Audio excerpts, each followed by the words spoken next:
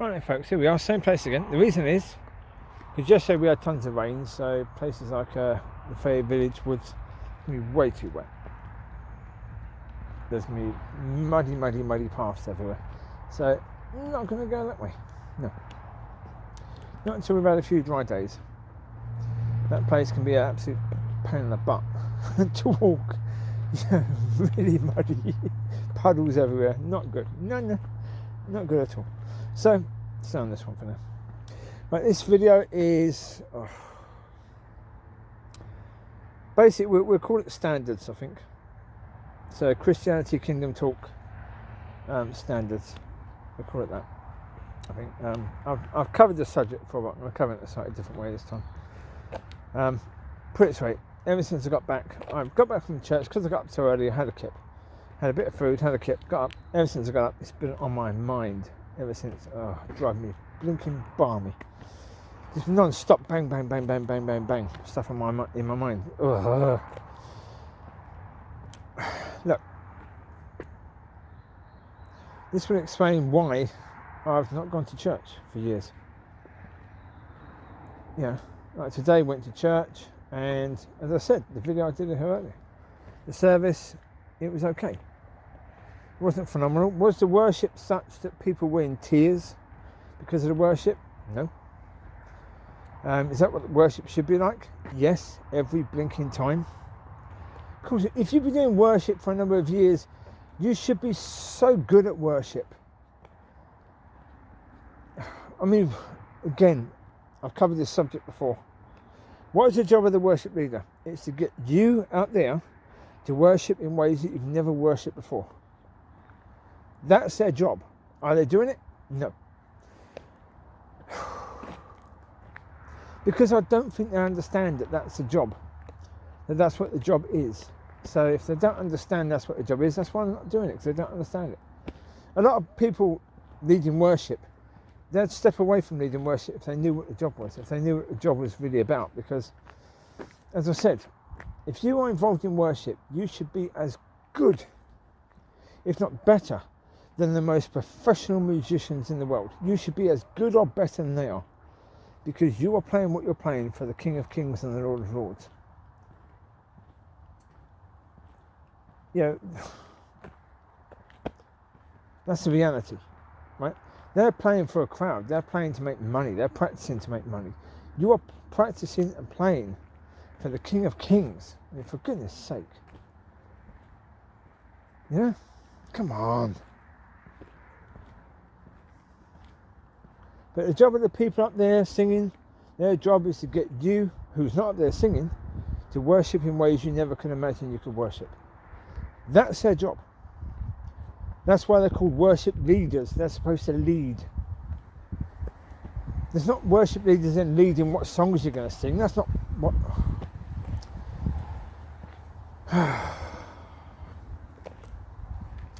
Then you get to the message, and it's traditional in messages that you have this... Yeah, where again, today, while he was doing it, I was thinking, what are you doing? He's constantly asking the person who's basically videoing it to monitor the time. How many minutes has he got left? Excuse me. What the heck are you doing? You want to bring in the word of God for people that are supposedly giving their lives to God. Giving their lives to God. But you seem to have a contract with them that they can only be there for an hour. Yeah, what? Oh, God. Same every time. And then there's the stupidity where, you know, like this church, I don't know about other churches, but this church, no tea and coffee afterwards because of COVID. Yeah, they can't meet midweek to do the Bible study in the church. Church is their church. They're not hiring it. They don't need to actually, you know, it's their church. Before COVID, they were meeting at the church. But they can't meet at the church midweek to do the Bible study because of COVID. But they can meet on Sunday. They can meet on Sunday, but they can't meet midweek. Excuse me. Why? Come on, why? Oh, because you're afraid the government might shut you down. Excuse me, fear is leading you. You're supposed to be people of faith, not fear. Again, this point about tea and coffee. If restaurants can open, if they can serve people, there's no reason whatsoever why you can't do tea and coffee. It's bloody ridiculous. It just is. It's absolutely preposterous that these people that are leading churches, they haven't got a clue how to lead because they're not called to be leaders. That's the problem. You've got people that aren't called to be leaders leading. Oh.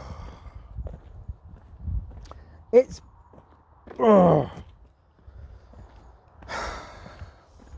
This is why I don't go to church. You see, I've spoken before about pastors and the fact that pastors aren't supposed to be the leaders because they're not. It's not in their nature. They are pastoral. Their nature is to care for the flock. So generally speaking, a pastor is going to be a people person rather than, if God tells the people to go, but there's people that can't quite manage, is a pastor going to leave those people behind? No. No. Even if those people that are saying we can't do it, even if they're just saying we can't do it because for years they've been pampered, and every time they say we can't do it, the church stops dead and waits for them. Well, it's like in any family, you get little kids who are sport brats and who basically get away with murder, and when they say to mummy and daddy, I don't want to go there, nobody ends up going. In church you're going to have that. The problem is the pastor is going to take notice of those people because that's their job. That's their nature. That's who they are. That's who they're made to be. But a leader doesn't do that. A leader doesn't put up with sport brats. Just doesn't. Now, I'm not saying any particular member of any particular church is a sport brat because that just isn't the case. I'm not saying that these people that can't manage are sport brats because that probably isn't the case. I'm just using that as an example where in families you have kids that basically hold back the rest. The parents basically say, oh, that kid's, whatever, weaker, or, we prefer that kid or whatever. And so they don't do the things they're going to do because of that kid. Yeah? And church is just like that. But I say a leader's job is the leader. The leader's job is to say, God has said go, so I'm going. We're going, we're pushing in that direction. God's saying we're going to that tree. Right, there's a tree there. God said we're going, right, that's it, we're going. Come on, this way, we're going. God said go. A pastor is continually looking back to make sure that, do you need help? Are you okay? Yeah, we just go back and get you. Okay. Now everyone stops because they're waiting for. Whereas the leader just says, "Come on, we're going this way. Come on, we're going this way. Come." That's what happens. See, a leader is supposed to be. I've got collies, although not at the moment I don't, but I've got collies. Now, there's never been a more appropriate dog for me because that's basically what I'm like. I'm not interested in whether the sheep are okay at going. If the shepherd says, whistle, whistle, as in take them over there, I'm going over there. I'm making sure they go in that pen because the shepherd has told me to make sure they go in that pen, so that's where they're going. What happens after that, okay, we'll deal with that. If there's people that are a bit, we'll go and get them, no problem at all. Or they're just going to have to quicken up. They're going to have to realise we're not going to wait for them. If they want to be part of it, they're going to have to speed up a bit. That's okay. They can do it. Oh, you bet your bottom dollar, quite often when push comes to shove, and those people that have been sort of, slowing down and the pastors keep them going back to those people, making sure they're okay, if the rest of them just go, they're soon going to come. They're not going to hold everyone back anymore because no one's going to be held back anymore. But look, it's not the pastor's fault. First of all, they were employed by the church, right? They were told by the Bible colleges that, the pastor should be the leader. So of course, they're only doing what they're told, and they were employed, so they're only doing what they were employed to do by the people. The problem is we're supposed to be employed by God, not the people. Really? We're supposed to be serving God, not the people. So again, the pastor is responsible for not taking notice of that. But who else is to blame? Well, the members of the church. They're supposed to hold the leadership accountable, aren't they? The leadership can't continue to go wrong if the members of the church are holding them accountable. 1 second, we've got people coming, so I'm going to pause, I'm going to walk across there past those people and then continue, okay?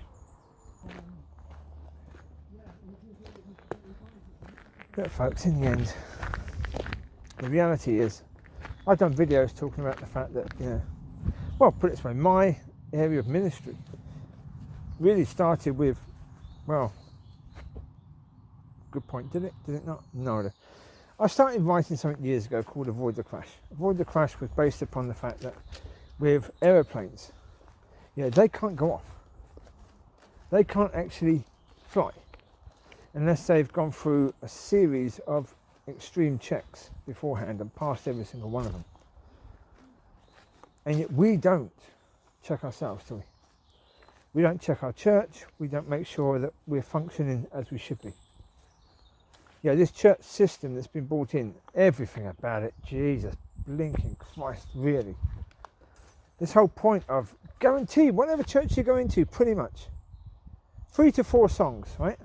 Then you get your notifications, announcements.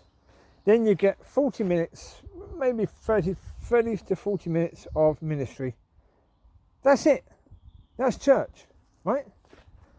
Now, when you're getting your teas and coffees, in some churches it's beforehand, sometimes it's afterwards, some churches it's afterwards, but guarantee it'll be the same every week. Every week you can go to the church and you'll see the same pattern. Guess what? With God, there's no blinking pattern. Jesus bloody Christ, let God lead. Let God lead your church. But when you see these patterns, if you did MOT in the church, you'd look at it and say, hold it, we've been doing this for like 20 odd years this way. Is it working? Are we seeing God? Excuse me for that rant a second ago. Part of me right now is, compassion for the people, but there's also a rage in there. So how on earth can people be so bloody blind? How can they not see it? Look.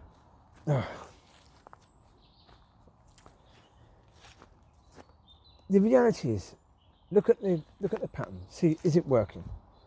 Are we seeing God move in the church? Are we seeing people being healed? Are we seeing people being delivered? Are we seeing people being set free? Are we seeing people being brought into ministry?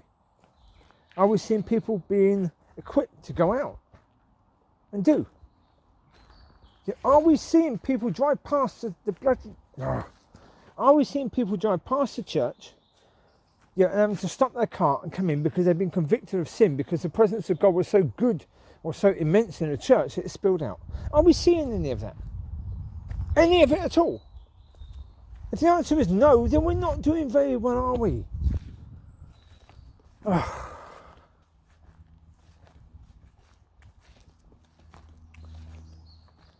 mean, where we should be and where we are so far apart. I mean, look, that gap can be closed in a matter of hours. It really can, or days. It really can. It doesn't need to take long to close that gap from where we are to where we need to be. First of all, we've got to repent. As church members and as leadership, we have to repent. As I said before, leadership has to step down. The reason is they can reapply, but they've got to reapply and we've got to do things God's way, through prayer. We've got to have prayer warriors in the church, and we've got to have them be the ones that God is speaking through. Test them, absolutely test them. But once tested, you've got to go through them.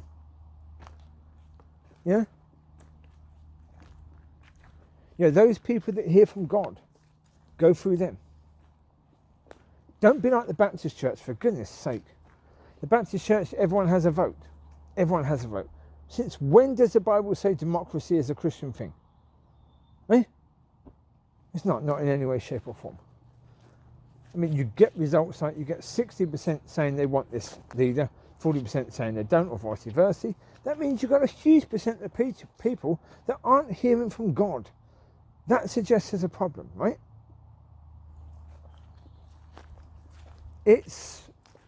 And when they have these votes and the votes come like that, at no point does the leadership say, well, we have a problem, because it seems as if an awful lot of our members here aren't hearing from God. That's got to be a problem, isn't it, really? No, they just continue. They just continue. I mean, again, you've got it there. You've got the evidence there that there's a problem, but you just ignore it. Oh.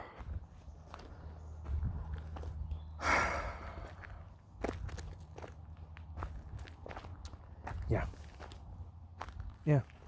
I mean, put it this way, I had once gone down to this very church.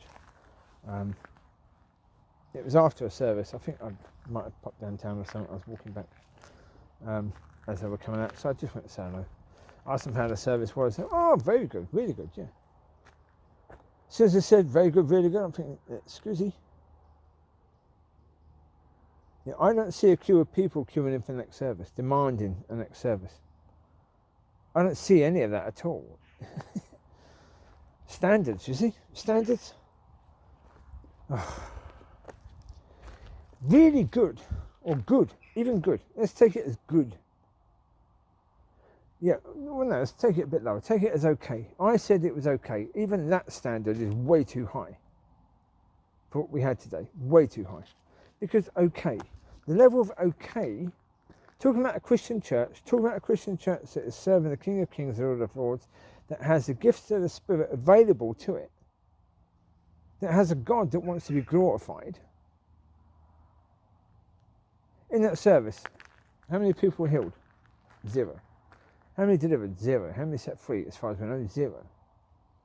How many people on the floor? 0. 1 second, more people. Ugh. Oh, I was just telling the people about the video I did about the broken heart and comparing it to the building when I did here. About that. I was telling them about the broken heart situation. Yeah. That's nice to be able to share that. Oh, I still didn't say God bless. Oh. I said have a lovely day. And I've got to get past that. It's the Britishness. It really is. It's that Britishness. Got to get past being British. Yeah. Anyway, I was talking about the level of okay. Yes. If you're looking at the level of okay, what should okay be? Okay should be, there should be people on their faces, flat out in the presence of God. That's okay. It's not good. Good is where it spills out. You have people walking past who are convicted of their sin, who have to come into the church to repent. That's good. That's a good service. A great service is people driving past who have to stop and come in. A fantastic service is where the whole blinking city is convicted of their sin, because the presence of God in your church is so powerful. Do we have that? Any of that? No. So our standards are so ridiculous. We've confused the situation so much. We really, really have. So personally, I don't really need to have this on my mind. The reason is I've got me to deal with. My heart is being rebuilt. That has to be my priority, really. I mean, look, the woman I was speaking to, she went and spoke to the pastor afterwards. She went into his office to have a chat. Now, unless she's an angel, unless she's speaking to the pastor saying you must listen to this person, and now this becomes my time, I don't particularly need this in my mind right now, do I? Not really. Now, the woman was very lovely, perhaps angelic in nature, but I don't think she was an angel. So therefore, I don't think I'm supposed to be involved in turning this church around. Certainly, the way churches are, if you're going to be someone who's going to hold the pastor accountable or the leadership accountable, You need to be in the church for a considerable amount of time. 2 weeks? No. No, that's not going to work. Well, not unless God does something incredible. That's just not going to work because the people just wouldn't accept it. There are ways to do things, as the wrong ways to do things, put it this way. Although, again, it's understandable. I think it's very understandable saying people have to be in the church for a while, because you can have someone just turn up and say, oh, I want to change the way this church is. What do? You give every, certainly a lot of baby Christians are going to think that they have grand ideas for how the church should be doing things, because they're on fire with the Spirit for the first time. They don't know how to control it. They've got to shout it all out. If we're going to have a time of harvest and these new people are coming in, you can't have everyone coming in after being in the church for a few weeks and demanding there's changes made. That ain't going to work, is it, really? So, I don't blame the church for having that understanding. So I don't really blame them for having any understandings that they have, because, come on. If you listen to the videos I've done walking around here and other places the last couple of weeks, certainly the last week, you'll know. You'll know. You can sense my agony about the fact that for all those years, I didn't see it. I didn't see what I needed to see. I wasted all those years. That's how I felt about it. And so, during that time, was I doing things as I should be? Not really. I was doing maybe just about enough. But, just about enough is not good enough. It's not good enough. And are they doing just about enough? Yeah, they are. Yeah, they're doing just about enough. So, I wasn't doing any better than what they're doing, really. So, But I'm not trying to judge anyone, as I say. This is just why I have not been to church for a long time. Because I go to church and this is the thing straight away. And then people are coming out with the stupidity. Oh, you won't find the perfect church. Why not? Why won't you? Do you think that the Lord is coming back for this? Do you think that this is the bride he's coming back for? Are you kidding me?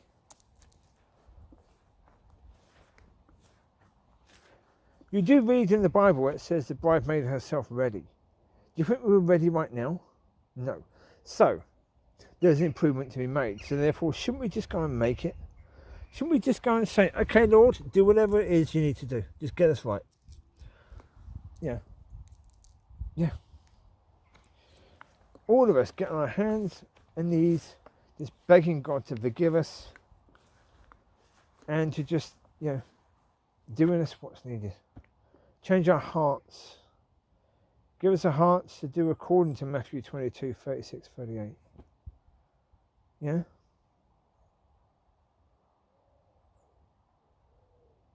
So I've mentioned things about reverence before, and again, you see that's missing. The reverence isn't there. The understanding isn't there. As I said earlier, you get people thinking that, if you've got members of a church praying for somebody, but not actually in there with that person or laying hands upon the person, that's enough. That's okay. It's not okay. It's not enough. It's not biblical. It's not what you're supposed to be doing. Now, intercessory prayer is good. That's okay.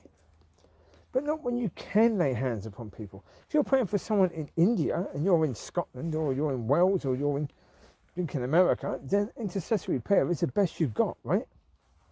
So do that, yeah. But when you're in the same blinking town, come on. Intercessory prayer is not the thing to do. It's just, come on, folks.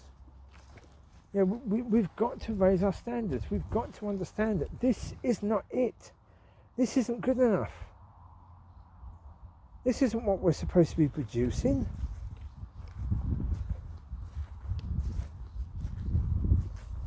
Oh, he was talking today about, you're taking the veil off so people can see God in you. Excuse me, if you're not allowing God to work, if you're not allowing God to actually be present in your church because of all these rules and regulations and timings that you've got that are very strict, right? You think God's going to fit into that? You tell God, okay, Lord, you can come and speak, but you've only got 35 minutes. Then everyone goes. Excuse me, you gave 35 minutes of your life per week to me. I thought you gave your lives to me. What's this I hear about 35 minutes of your life per week to me? That sounds harsh. Problem is, it's true, isn't it? Really, it is true. Yeah, look at the picture as it is, not how you want it to look, but how it is. That's the reality of most churches, and it's shameful. It really is. Look at what you should be producing, look at what you should be doing, and then look at what you're doing. Do they match? In any way, shape or form? Look at what is possible for a church to be, then look at how your church is. Does it match? No. If it doesn't match, it's no good saying, oh, but we'll get there one day. And no, you've been saying that for how long? Or your church has? How long? 20, 30 years? If you have the right mindset, if you are repentant, if you are seeking God, if you are willing to do whatever is necessary, you can cross that divide between what we have now and what we could have in a matter of, as I say, days, really. Even less. Even less.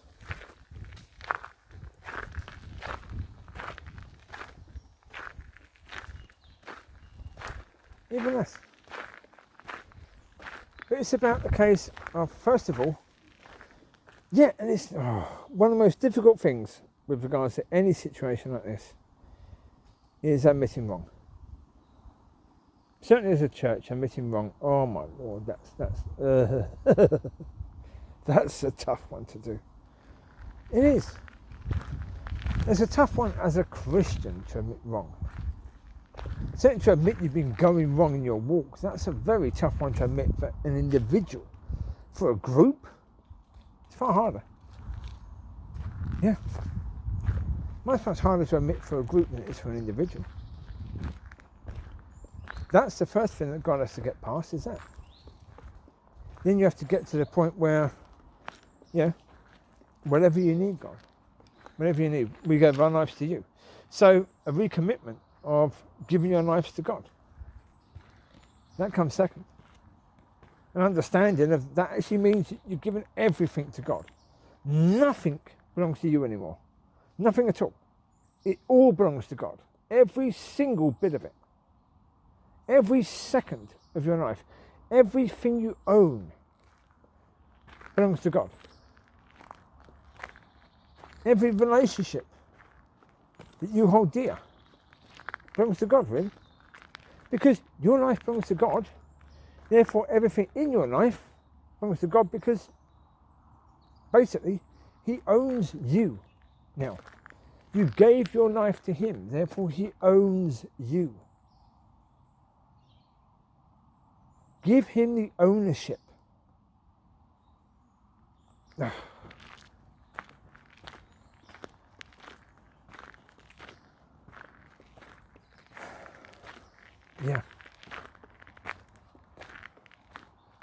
Yeah, as I say, this is why it's difficult for me to go to church. Because this is what happens,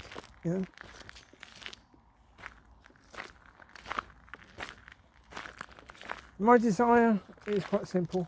I want the church to be functioning in a way where people will be convicted by walking past or driving past, where whole towns will just be convicted in one moment because the presence of God is just so powerful in that church. They're just flowing out of the church into the town. There's no reason whatsoever why that can't happen. No reason at all. Smith Wigglesworth had prayer meetings where the prayer meetings were so immense, where the presence of God would come down in that room, that people would have to be dragged out of the room, fearing that they would die. That was in the 1930s, for goodness sake. How have we not moved forward from that? How have we gone so far backwards from it? It's just incredible. What he had is nothing compared to what we could have.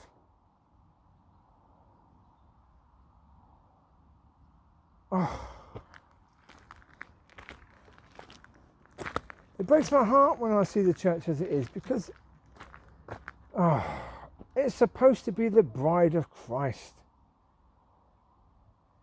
And look at it, it's mostly in bed with the world, isn't it, really? You know, Vic Godwin said, the Lord is not coming back for a prostitute bride. We've got to stop being in bed with the world. In all areas. We've got to stop being in bed with the world. We're going to say no. We're going to trust in God. We're going to have God to be the one to guide us and lead us, not the world systems. We're not going to be guided by any of that crap at all. You take it. The world, you have that. That's yours. You want it, you have it. Yeah, we recommend God, but if you decide that, that's fine. But we're not going to take that anymore. We're going to say, no, we have a God that's perfectly capable of leading us and guiding us, of guiding us into who should be in the leadership of the church, who should be dealing with this and who should be dealing with that. We don't need you to do anything. You're the world. We don't need to train our people according to your ways. Yeah, we have a God that's perfectly capable of training these people. He did it with the apostles. None of them went to Bible college, right? None of them.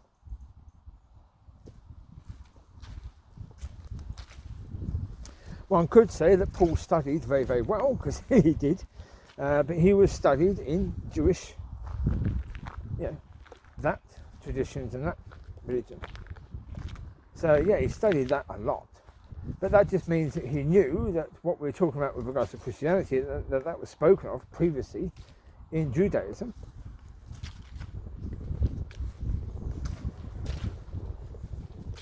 But he wasn't trained in Christianity. He wasn't trained in how to bring a message and how to write a letter that's going to affect the church. He wasn't trained in it, but by God. He was trained by God to do that. He was trained by God in Christianity, what Christianity was.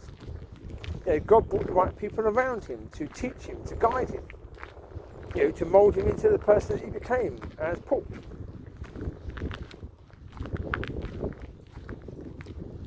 So as Saul, he was trained, but he was trained in something else. He was trained according to the Jewish system.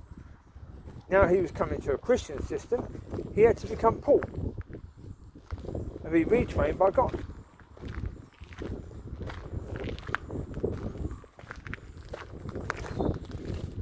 We've got a lot of sorting out to do, and I hope to God we can do it soon, because there's a huge need out there. So, look, a lot of people have said to me, aren't you interested in those who aren't saved? Yeah, of course I am. But with the understanding I have, the best thing I can do is to help the church to get right, so that when these people come to God, we're bringing them into something that can actually do them good, that can help them to thrive as Christians. Rather than just sit in the church and wondering, is this all it is? Is this what Christianity is supposed to be? This, we go to church on Sunday, that's it.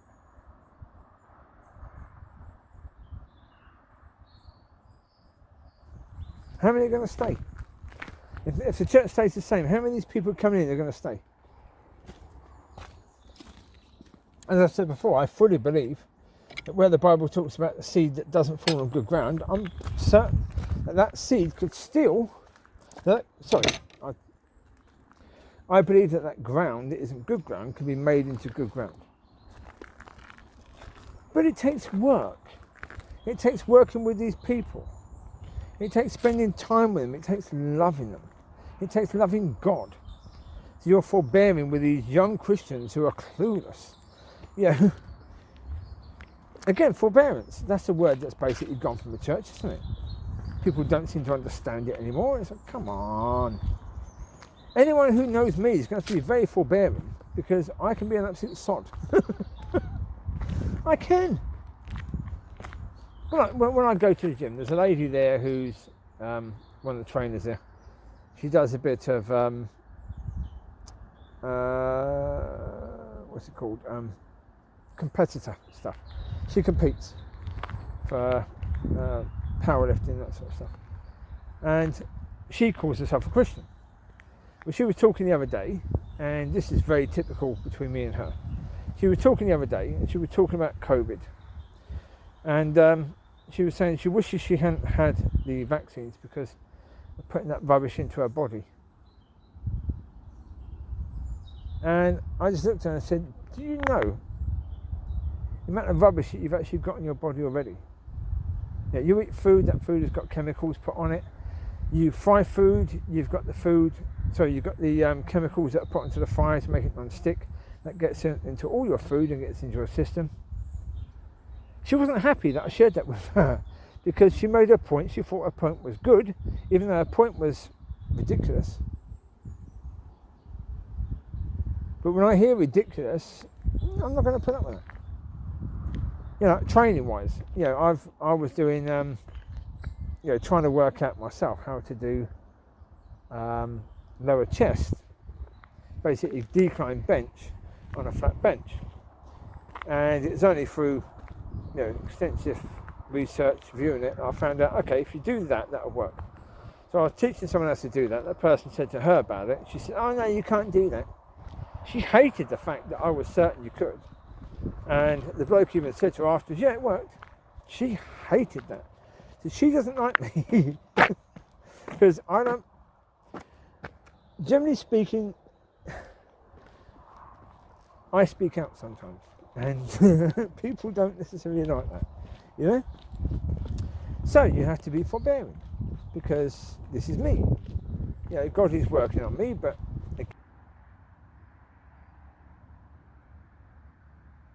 yeah. Anyway, there we go. Go back to the car now, so yeah. Anyway, that's giving you some idea of why I haven't been to church for a long time. And why I find it incredibly difficult going. But again, speaking about the standards, the fact that our standards have dropped so incredibly badly.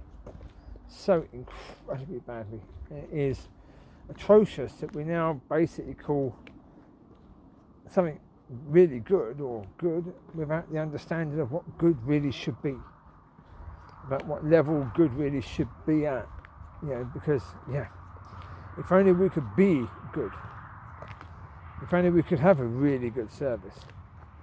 It would blow the minds of anyone in these churches. It would blow their blinking minds if we had a really good service. They wouldn't be able to stop talking about it for the whole week. Well, that's the point. In the service you go to, generally speaking, do you talk about it for the whole week? Is it something which is like, wow, that was incredible? If it's not, that's what it should be. The bare minimum should be that. Right? The bare minimum should be you meeting with God. You should be meeting with God every time you go to church. Basically, with churches, like this church that I'm going to, the people in the church should be demanding the church is open 7 days a week. Why? Because every time you go to church, you should be meeting with God. We should be wanting that 7 days a week, shouldn't we?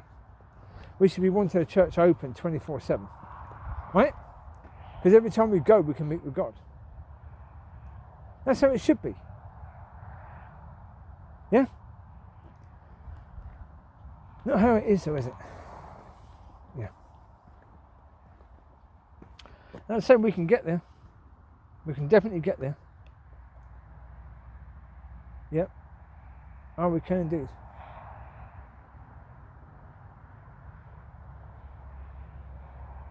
We'll see. We'll see when we do. And so I think we will do. I'm just not sure when. That's a view. Look at that. What a view. That's not a bad view at all, is it really? Wow, look at that. Plenty of forest to walk in. Oh, yes. Christy stuff. Plenty of peace and quiet, even here. We've come across a few people, but generally speaking, nice and quiet, isn't it, really? Right. There you go. Clear skies now.